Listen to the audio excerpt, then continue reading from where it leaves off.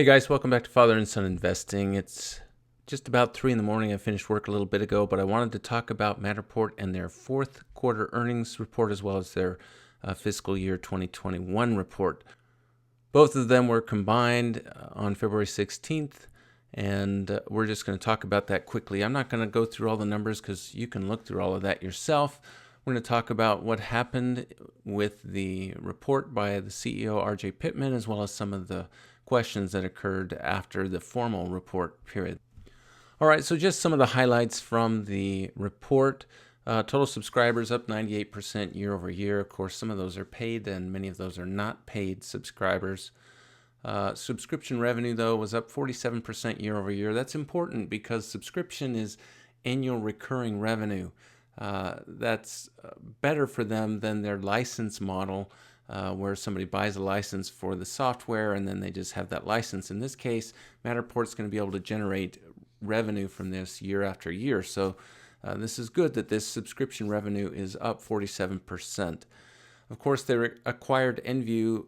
Mr. Pittman went into how Enview is going to work with Matterport in this. Really, it's going to be their AI part of Enview that's really going to drive the value for Matterport. So it'll be interesting to see how that plays out as they incorporate Enview's AI capabilities.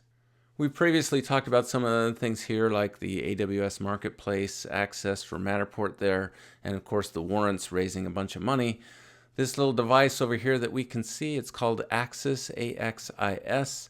And Matterport actually just brought that out in February. This is designed to hold a smartphone, and then this device will rotate 360 degrees in order to capture a room or a building for a person using their smartphone. So I think that this is going to be helpful for them as well.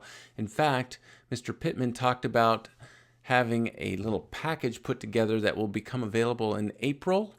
I was pretty interested in this when he said it. What they're going to offer is the Axis device, a tripod, and a carrying case, as well as a 12-month subscription plan, and that's going to cost $149. So I think that's going to start to drive some more revenue for people on the lower end of what they want to spend for using Matterport. Obviously, the enterprise guys are going to be spending a ton of money. But, small realtors or even just homeowners now for $150 can get a 12-month subscription as well as the Axis and the tripod. So it'll be interesting to see what the revenue effect is for this in the second and third quarters of this year. All right, this slide just covers what I said about the subscribers, 98% growth in subscribers. But when we're looking at paid subscribers, of the 503,000 subscribers, only 55,000 of them are paid subscribers. So we're looking at a little more than 10%. All right, and then just quickly touching on some of the numbers here for revenue. They did end up with $111.2 million in revenue.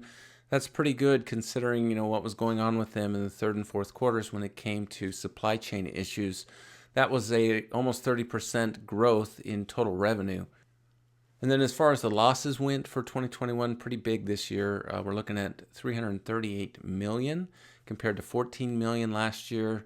They show here what some of these offsets are, bringing the non-GAAP net loss down to $46 million compared to $11.5 million from last year. All right, enough of the numbers. Let's just talk about my takeaways from the presentation as well as the question and answer period. The first one had to do with something that Mr. Pittman was calling capture ubiquity. He did mention that there were 200,000 downloads of the Android app during those last couple of months of 2021. So that was significant. A lot of those were coming from Europe as well.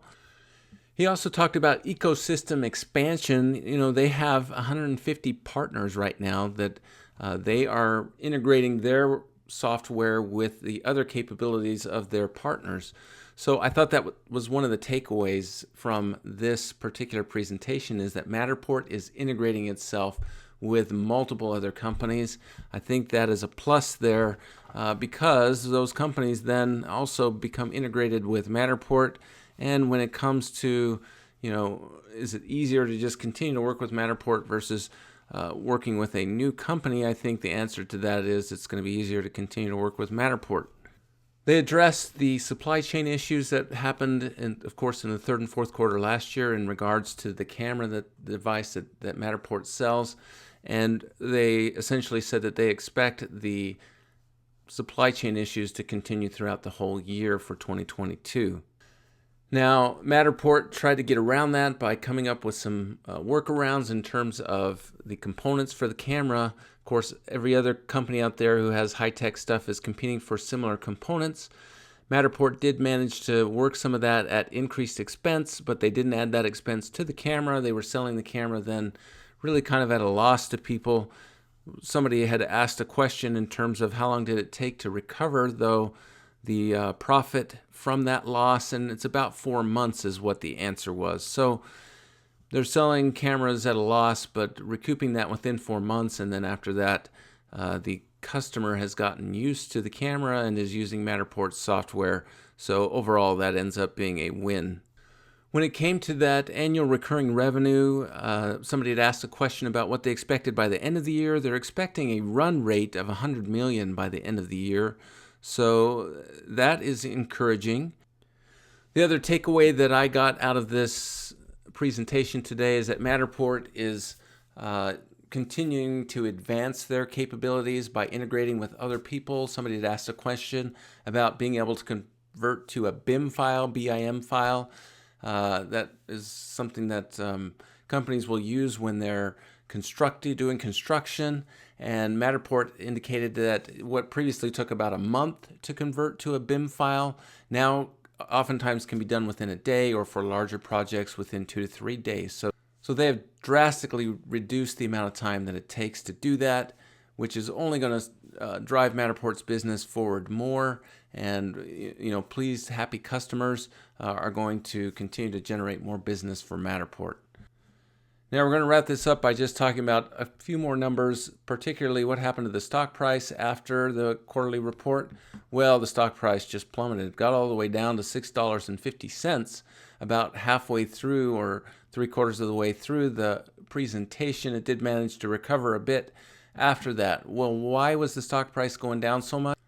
I think it was this. This is their guidance for the first quarter and for the year. And really, it's rather disappointing. They're saying for the whole year, 125 to 135 million. Well, that's only about 10% more than their revenue was for 2021. So hopefully they're just sort of lowballing this, and we might see revenue actually increase well beyond that by the end of the year. But only a 10% increase in revenue. I think stockholders, many of them just started to bail, selling their shares. Let me know what you think, if there were other reasons why you think the stock price suddenly plummeted, but I think that really was the big one. That's going to do it today for Matterport and the update on the fourth quarter. The pluses that I see, they had record revenue.